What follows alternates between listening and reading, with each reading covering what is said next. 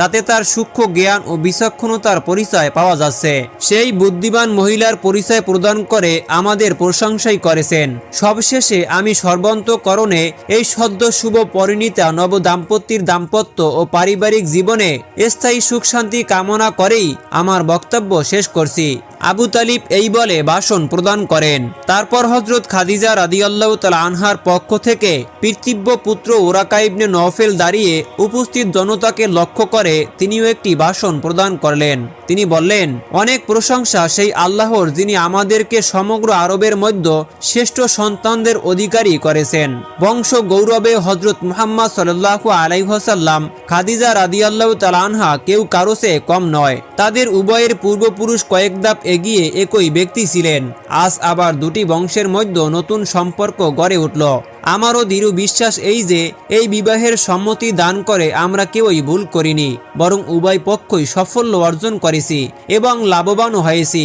আমাদের বংশ গৌরবের চেয়ে হাশিমিদের বংশ মর্যাদা অনেক ঊর্ধ্বে, তা স্বীকার করতে আমাদের কোনো দ্বিধাদ্বন্দ্ব নেই। সেই হিসাবে খাদিজা রাদিয়াল্লাহু তাআলা আনহা মহানবী হযরত মুহাম্মদ সাল্লাল্লাহু আলাইহি ওয়াসাল্লামকে স্বামিত্বে বরণ করে যে আমাদের সম্মানই বৃদ্ধি করেছেন তা নয়, বরং সে অত্যন্ত বুদ্ধিমত্তার পরিচয় দিয়েছেন।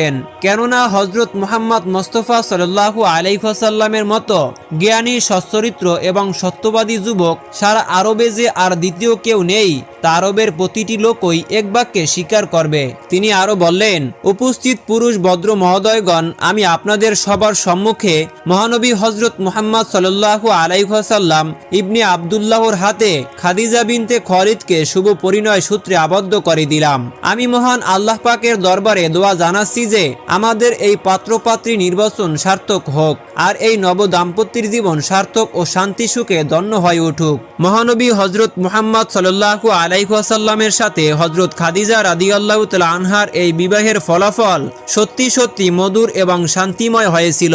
দাম্পত্য জীবনে তাদের মতো সুখী দাম্পত্য পৃথিবীতে আর অন্য কেউই হয়নি। বিবাহের পর হযরত খাদিজা রাদিয়াল্লাহু তাআলা আনহা আবু তালিবকে এত অধিক পরিমাণে আর্থিক সাহায্য দান করেছিলেন যে তা দিয়ে ব্যবসা বাণিজ্য করে তিনি পরবর্তী জীবন অত্যন্ত সুখে এবং স্বাচ্ছন্দ্যে অতিবাহিত করেছিলেন। বিবাহের পর হযরত খাদিজা রাদিয়াল্লাহু তাআলা আনহা তার প্রচুর ধন সম্পত্তির সমস্তই স্বামী হযরত মুহাম্মদ সাল্লাল্লাহু আলাইহি ওয়াসাল্লামের হাতে তুলে দিলেন এবং খাদিজা রাদিয়াল্লাহু তাআলা আনহা আরো বললেন, আমার এই অর্থ সম্পদের একমাত্র মালিক হচ্ছেন আপনি। আপনি এই ধন সম্পদ এখন যেমন করে ইচ্ছা ব্যবহার ও খরচ করতে পারেন। মহানবী হযরত মুহাম্মদ সাল্লাল্লাহু আলাইহি ওয়াসাল্লাম কোনোদিনই এই ধন সম্পদের প্রতি আকৃষ্ট ছিলেন না। তিনি যে উদ্দেশ্যে সাধন